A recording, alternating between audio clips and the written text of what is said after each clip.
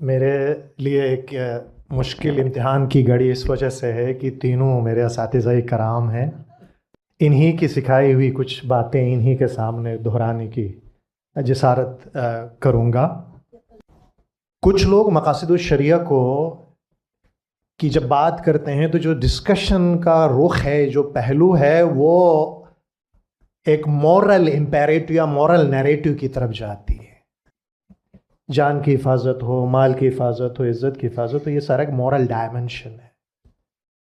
اس کے ساتھ ایک دوسرا ڈائمنشن بھی ہے جو سپیریچول ہے کہ شریعت کا مقصد کیا ہے. اس شریعت کے مقصد کے اندر اس کے کچھ جسمانی مقاصد ہے اور اس کے کچھ عرفہ روحانی مقاصد ہے. انسانی شعور کی بالیدگی، انسان کی روحانی بالیدگی، جو بعد میں پھر جب صوفی اسلام آیا تو اس نے شریعت سے طریقت، طریقت سے حقیقت اور حقیقت سے معرفت کی طرف ایک ٹرانزیشن کے لیے شریعت کو ایک پیغام قرار دیا.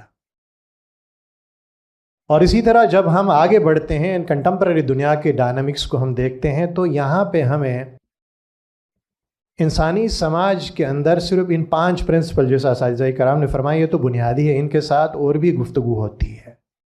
مثلا محمد ہاشم کامل جب مقاصد الشریعہ کی یا اسلامی دنیا کے اندر قانون سازی کی وہ بات کرتے ہیں تو وہ اس کو پرنسپلز کے ڈائمنشن میں دیکھتے ہیں کہ یہ 5 پرنسپلز تو ہیں، لیکن ان 5 کے ساتھ 3-4 اور کریٹیکل ڈسکورس ہے جو موجودہ زمانے میں قانون سازی میں استعمال ہوتی ہے. اس میں سے ایک ایکویٹی ہے، دوسرا فریڈم ہے اور تیسرا جسٹس ہے.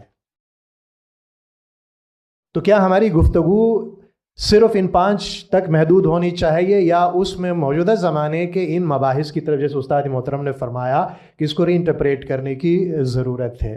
اسی طرح یوسف قرضاوی ہے تو وہ مقاصد الشریعہ کو ایک پریگمیٹک لینس سے دیکھنے کی، دین کو پریگمیٹک لینس سے دیکھنے کی وہ بات کرتے ہیں جہاں پہ آپ کنٹیکسچول ریالٹیز پہ بھی نظر رکھیں. بیکاز آج کا مسلمان صرف پاکستان، ایران، سعودی عرب میں نہیں رہتا، وہ ان معاشروں کے اندر بھی رہتا ہے جو معاشرے انورٹڈ کاماز کے اندر اسلامک معاشرے نہیں ہے. وہاں کا قانون ایک لبرل یا ایک سیکولر قانون کے تحت وہ مسلمان زندگی گزارتے ہیں. یا بہت سارے مسلمان ممالک کے اندر غیر مسلم شہری بھی وجود رکھتے ہیں، وہ بھی اس مسلم معاشروں کا حصہ ہیں. تو ایک کانٹیکسٹ ہے، اس کانٹیکسٹ کے اندر کس طرح اس لا کو پریگمیٹزم کے نظر سے ہمیں دیکھنے کی ضرورت ہوگی. اسی طرح عبداللہ النعیم جو ہے وہ جب قانون سازی کی وہ بات کریں گے تو وہ آپ کے سامنے ایک اور ایشو اٹھا کے لے کے آئیں گے جس کے اندر آپ ماڈرن ڈیموکریٹک سسٹمز کے اندر ایک کانسٹیٹیوشنل ڈیموکریسی کے اندر آپ زندگی گزارتے ہیں.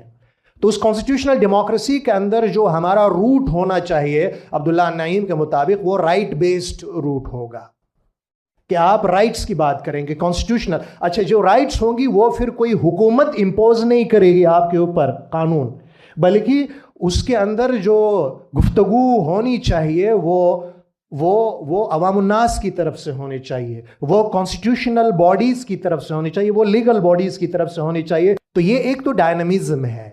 دوسرا سب سے بڑا مسئلہ اس وقت جو اس گفتگو کے اندر ہے، اس میں ہماری جو کلاسیکل اسکالرشپ ہے اور ماڈرن اسکالرشپ کے درمیان ایک ہمیں ریکنسیلیشن کی اس وقت ضرورت محسوس ہوتی ہے.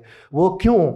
چونکہ جو ماڈرن اسکالرشپ ہے وہ دین کو ایک سوشو کلچرل فینومینن کے طور پہ دیکھتے ہیں.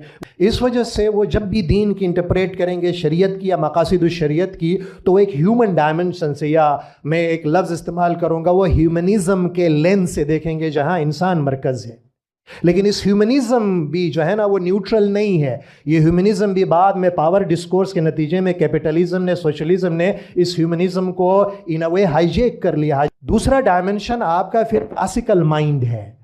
وہ جدید زمانے کے جو سائنس کے، ٹیکنالوجی کے، ڈیموکریسی کے، مارکیٹ کی جو ڈائنامزم ہے، جو کلچرل فلوڈیٹی ہے، اس ڈائنامزم سے جو کلاسیکل فکر ہے وہ آگاہ نہیں ہے. دونوں کے درمیان مکالمہ اس وقت ٹوٹ رہا ہے.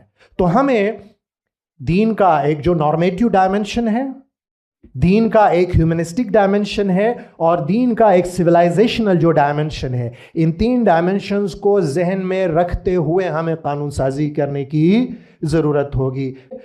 تیسرا جو کریٹیکل ایشو میں نے وقت زیادہ لیا وہ جو جتنے بھی انٹرپریٹیشنز ہے، پرٹیکولرلی جب آپ قانون سازی کی بات کرتے ہیں تو یہ نیوٹرل انٹرپریٹیشنز نہیں ہے. یاد رکھیے قانون سازی ہمیشہ ایک پاور کے ڈسکورس کے اندر، پاور کے کانٹیکسٹ کے اندر یہ سارے ڈسکورسز طے پاتے ہیں، اور ہر کنٹری کی، ہر کمیونٹی کے اپنے پاور کے اندرونی ڈائنامکس ہے.